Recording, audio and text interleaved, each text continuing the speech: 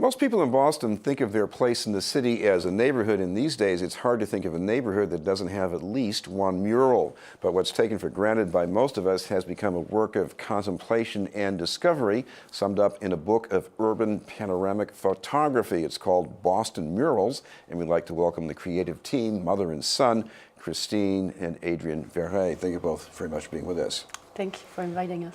I want to start with Christine. This began with an amateur who has a new camera. You're going out to the Arnold Arboretum. You get lost, and you're stuck in Rosendale Square, and then you see this mural. Take it from there. What happens next? It just, I guess, it's the panoramic function that fascinated me, to be able to have 10 frames accumulated together. And the mural just stuck out from the picture, and it was just beautiful. And we thought, maybe let's take another one, and you start looking, and they're all over the place. So we started a collection of our own, just to explore and see how many we could get. And the purpose here is not just to show the mural itself, but show how it fits into the neighborhood. And sometimes we see more background than the mural, right? Yes, that was the point. Any murals you look throughout the internet, or even on magazines or on books that have been published, it's close-up pictures. So you sure see all the details of the mural, but you don't see where it actually fits in the environment.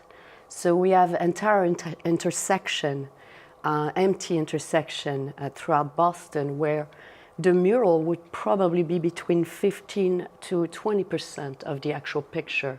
But you can see all the businesses and all the architecture throughout surrounding it.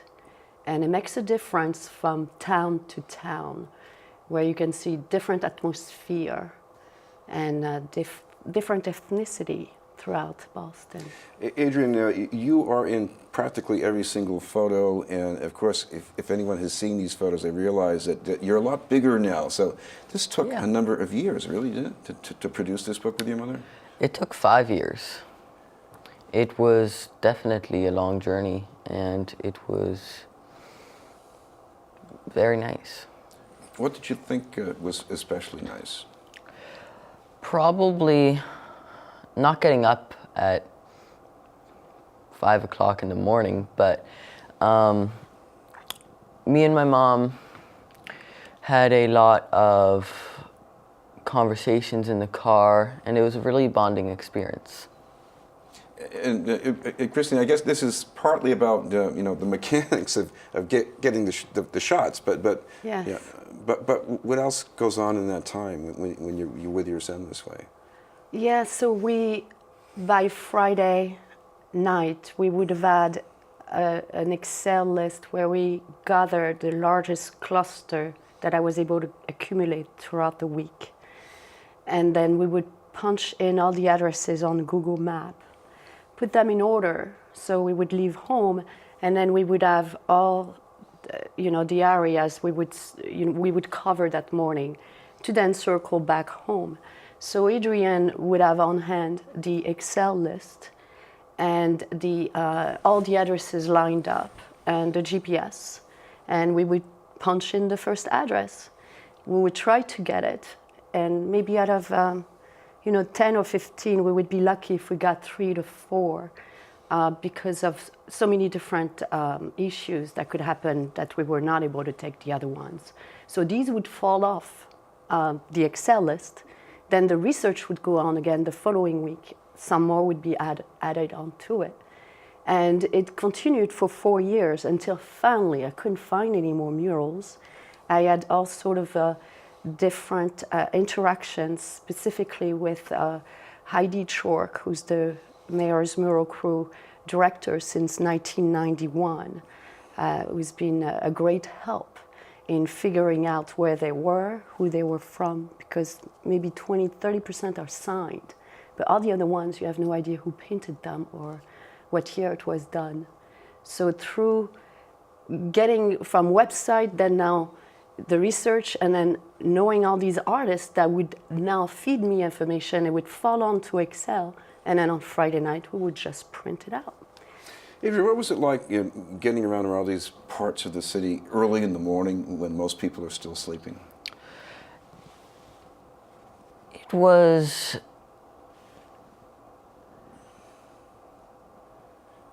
really quiet. Whenever you explore the city during your regular time of the day, you see all these people walking by the street, but when you go really early in the morning, it's quiet, it's lonely, and that created the perfect ambiance for our pictures. What about that? I mean, I know there were tactical reasons why you don't want a whole bunch of cars and bikes and people walking by. No, it's simple. When you do a panoramic, it's 10 frames together, so you can't have anything that moves. Otherwise, it duplicates it. So if you have a car, pedestrians that goes by, or a bike, which often happens, you can have them 10 times. Or you can have them cut off. Or you can have just a leg. So you couldn't have anything moving. So that was the number one reason. The second is no traffic. Even the red lights, they blink really early in the morning. So you go from one town to another. Maybe 5 towns within 45 minutes at that time. Boston is extremely quiet. We've gone to Paris, where I'm from. Impossible.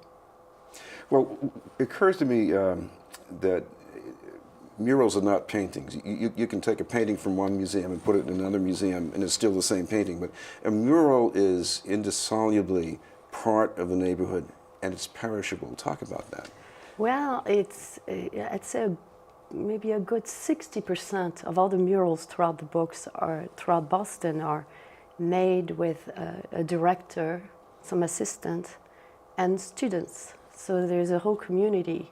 It's not just one single artist, although there's a whole percentage of professional artists that do non-profit, unwilling business, and they just will advertise their image, their name, so that when you see them in galleries, you can recognize them.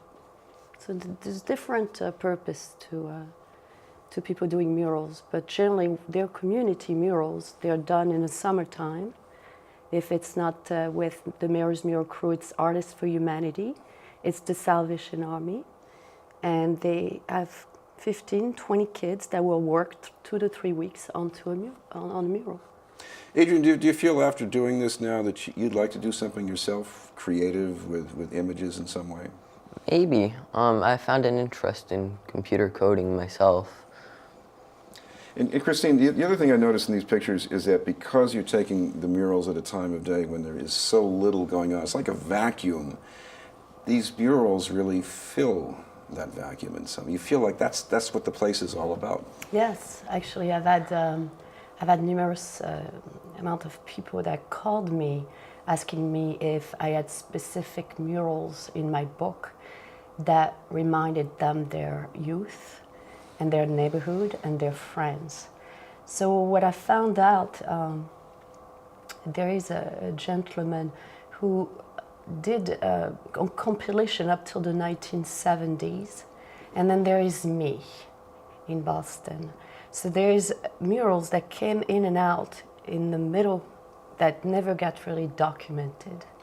And unfortunately, many of them who call have murals that were not documented. So the last one was in Roxbury, and I didn't even come across it throughout the whole research.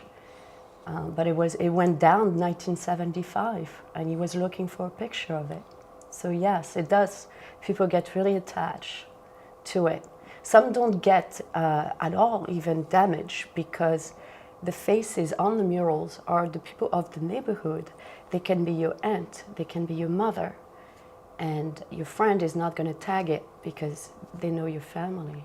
Yes, I noticed that. They're very respected. Finally, if people want to find out more details or get a copy, you have something online that they can check out? Oh yes, you Google Boston Murals, and there will be my website that comes up, which is christineverret.com, my first and last name. And some pictures comes. There's also a YouTube video that's 4.5 minutes long that you can see about 70 pictures onto that video on YouTube. So it gives you a very good idea. Thank you both very much for being with us, Christine and Adrien Verret, about Boston murals. We'll have more news in just a moment.